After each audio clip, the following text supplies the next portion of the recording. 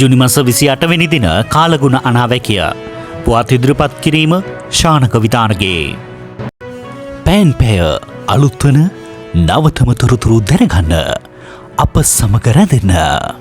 බස්නාහිර සබරගමුව සහ වයඹ පළාත්වලත් නුවරඑළිය මහනුවර ගාල්ල සහ මාතර දිස්ත්‍රික්කවලත් විටින් විට වැසී ඇතිවේ.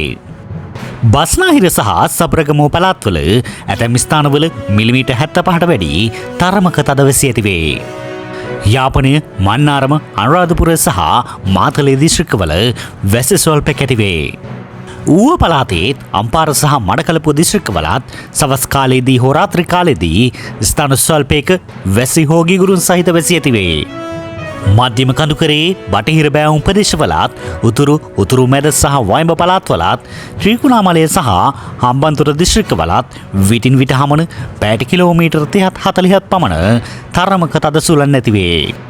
ගිගුරුන් සහිත වැසි සමග ඇතිවිය හැකි තාවකාලික තද සුළං වලින් සහ අකුණු මගින් සිදුවන අනතුරුව අවම කර ගැනීමට අවශ්‍ය පීවර ගන්නා ලෙස ජනතාවගෙන් කාලගුණික විද්‍යා දෙපාර්තමේන්තුව නිවේදනයක් නිකුත් කරමින් කරුණාවෙන් ඉල්ලා සිටිනු ලැබේ.